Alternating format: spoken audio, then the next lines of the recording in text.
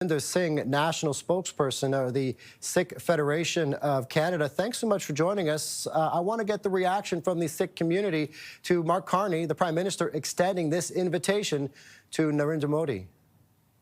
I think it can be summed up with outrage. There's not been a time, I think, in our history in Canada where we've seen this type of development happen, where we've had just 6 months ago, diplomats from the Indian consulate and embassy been removed from this country for a mass amount of violence. A Foreign Affairs Committee was set up for it.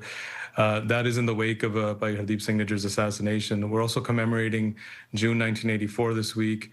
And the G7 is actually being held on the days leading up to June 18th, which is 2 years to the day Hardeep Singh Nijjar was assassinated.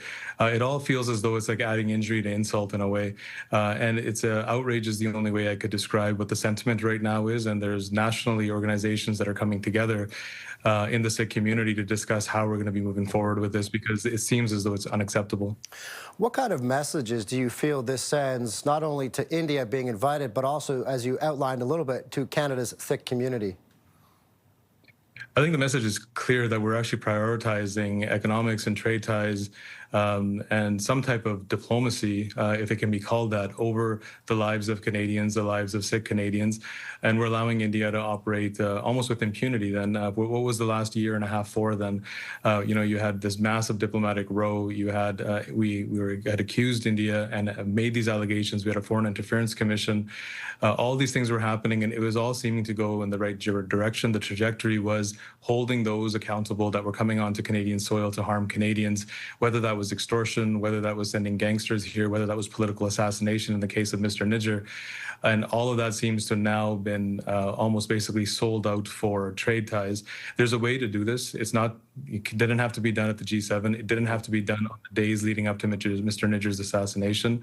The ties, if India is willing to cooperate, if they show any type of cooperation when it comes to the investigation, taking responsibility for what they've done in Canada, harming Canadians, harming Canadian businesses, and undermining the sovereignty of this country, then there's a path forward. But when India has continuously denied all of that, I don't see how our leadership in this country can actually take that step forward, bring Mr. Modi here, and pretend as though nothing happened.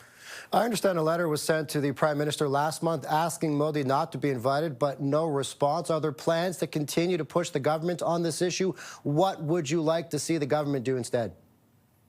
I think publicly reaffirm their commitment to that they'll hold India accountable for what they've done here in Canada. That has to be like the priority, because it doesn't seem as though that is a priority right now at this stage.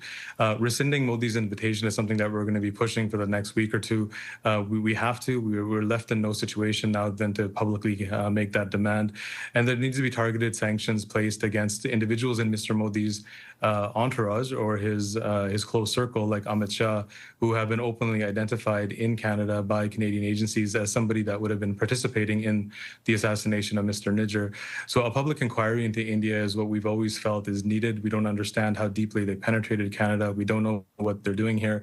For 40 years, and especially over the last 5 to 7 years, they've actually increased that intelligence gathering, meddling in elections, all the way to violence, and that has to be stopped. So I think the only thing we can do right now is to continue pressure, continue applying that pressure, but that pressure may change into looking at our spaces, our community spaces, Gurdwara spaces, where individuals from this government and even opposition parties come to court Sikhs for voting and for other kind of measures as well, that we may have to put blocks in place, we have to put bans in place, we may ask for public at least recognition of where do certain individuals stand on this issue, because we wouldn't have seen this coming a couple of months ago, and where we're standing now, it seems as though we've gone back in time to before Mr. Nijjar's assassination, and we're wiping the slate clean when we don't actually have any accountability from India. Moninder Singh is the national spokesperson for the Sikh Federation of Canada. Thanks so much for joining us on CTV News Channel.